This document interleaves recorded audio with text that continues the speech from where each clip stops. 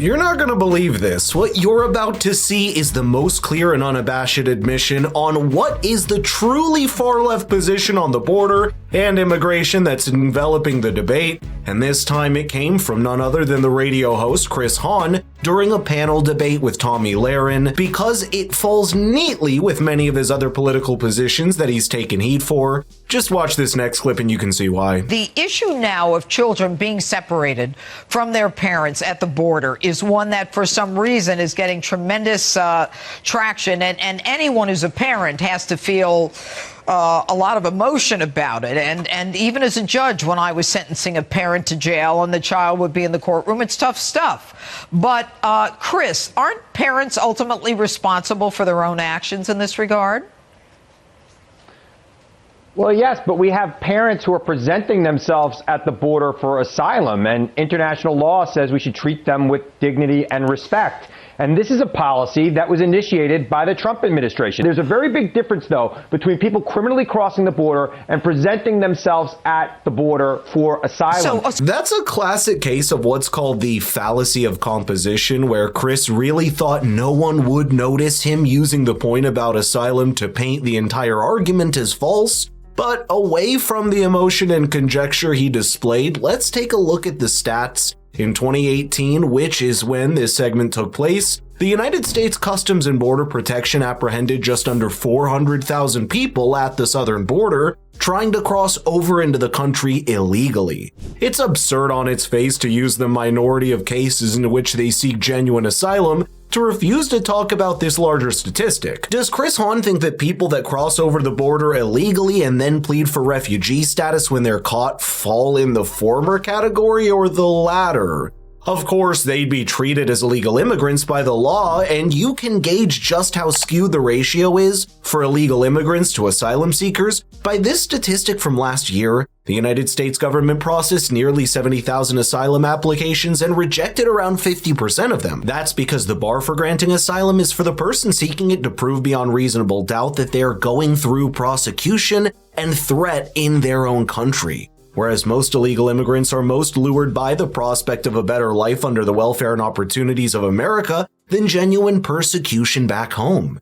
That's the vital context to this debate that only becomes visible when you operate from respect for the law rather than blind, unguided compassion. And that's exactly what Tomi Lahren brings to this discussion here. The president has said he has a zero tolerance policy for illegal immigration. Excuse me. This president has said he has a zero tolerance policy for illegal immigration. Yes, as Americans, we feel for anybody that's crossing the border because we know this is the greatest nation on the face of the earth. However, this is a nation of laws. And so I say to those parents and to those children, if you do not want to be separated, do not cross the border illegally. Follow our laws, follow the process. That's the best way to ensure that your family stays together. It's truly just that simple. The thing about laws is not just that they decide what can or cannot be done, but also correspond to the trust that people have in the system. The moment that laws start to be applied selectively or broken at will is when everyone else loses faith in them. Last year, nearly 40,000 people were granted asylum status to the United States, whereas in the last 3 years of this presidency,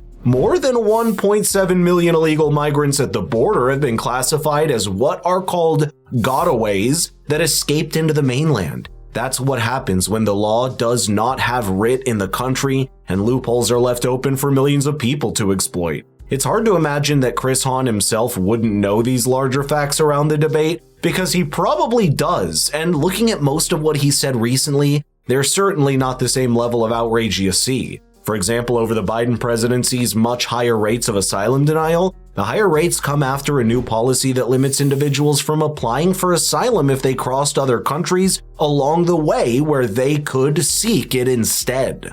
While it's true that global peace seems as volatile as ever, the United States does not automatically assume a different moral standard for granting asylum than the rest of the world. And seeing how global volatility impacts your own life, the best step you can take to safeguard your financial future is to diversify into stable assets like precious metals. And that's exactly what a company like Birch Gold helps you do. So click the link in the description or text the word FFIRA to 9898 to learn more. Now watch Chris Hahn make a deliberate conflation that's quickly corrected by Judge Janine and Tomi Lahren. So as I just suggested, when you are presenting yourself at the border for asylum, you are not crossing the border illegally. You are following a procedure. And it is at that point that this administration has decided to take those parents and separate them from the children. That not only violates international law, it violates Matthew 25, and anybody who believes in that should be ashamed of this policy. Chris, are you trying to tell me that every single person that's going to the border that's separated from their families, they're all seeking asylum? None of those are illegal immigrants that are trying to come into this country and then live within the shadows and take advantage of our American system? Okay, Chris, the question is very simple. All of these people are seeking asylum, really. Chris, you know as well as I and Tommy know, not all of them are seeking asylum. There's something not enough people understand, and seeing how Chris just brought up religion demonstrates that he probably doesn't know it either. More people were deported under President Obama than any of his successors at over 3 million in his 8-year presidency, and nearly 1.2 million in the first 3 years alone. The result of that was the same separation of families from the mainland US that you saw as an unfortunate consequence of Trump's policies. It's hard to criticize one without the other, and yet most people barely even know this statistic, considering just how much spin and drama comes out of the media. Trump fell short of the hardline border and immigration policies that he promised and ended up doing a lot of damage in the process. But that doesn't absolve everyone else. I know that you and many on your side of the aisle talk a lot about compassion, and I agree with you. We need to show compassion as a Christian. I believe in that as well. But where is the compassion for American citizens? Where is the compassion for legal immigrants living in this country that expect the rule of law to be followed and expect border security and border enforcement? Where's the compassion for those individuals? Does that not exist? Because President Trump is going to make sure it exists. That's why we elected him. Tommy, that you do unto the least of them, you do unto Christ. Oh, Chris. And we know what's happening at the border right now. We're talking about the law right now. It is an abomination. What's an abomination? Every time a judge sentences parents to jail, is that an abomination? Is that an abomination? They make a choice.